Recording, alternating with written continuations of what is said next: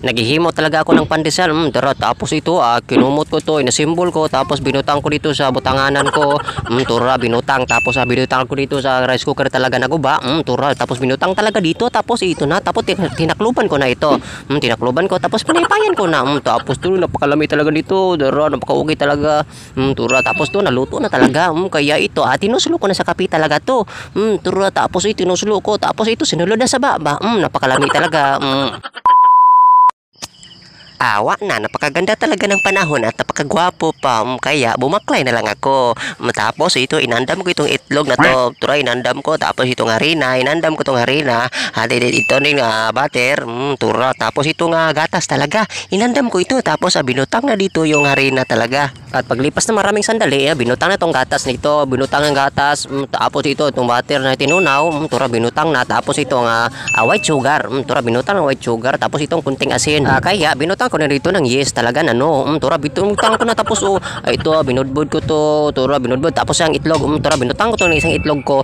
Dito, tapos ito na, binutang ko. Tapos inukay ko na. Inukay ko na to. Tapos humingo ko ako dito kasi magkumot-kumot tayo ngayon. Tara po, exercise natin din kamay natin. Tura, exercise natin to. Tura, mo ay exercise talaga to. At ito na, atin na itong kumot-kumutin talaga to. Tura, kinumot ko na ito. Inukay-ukay ko na. Tapos ito, tura, linigid-ligid ko ito. Niligid-ligid ko. Tura, tapos niligid pa. Tura, napaka-okay talaga nito. Napakalami talaga nito na pandesal talaga. Tura, tapos binutang natin dito. Tura, binutang natin dito kasi patubuin natin ito ng mga isang oras talaga. Tapos ito, taklubin natin to. Tinaklubin ko na. At pagkatapos kong taklubin, dito, maghahanap tayo dito ng mga sugangin.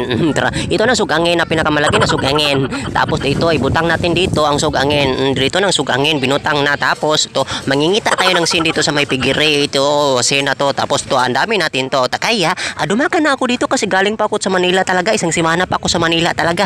Kaya, kinuha ko tong bunot. Kinuha ko ng bunot. At pagkatapos kong kumuha ng bunot, ito na butang natin dito sa may sugangin. Tapos maghalingin tayo dito. Hinaling ko. Tura, humaling na siya. Tura, hinaling ko. Tapos inandam ko tong rice cooker na hindi magamit kasi guba na. Dito na.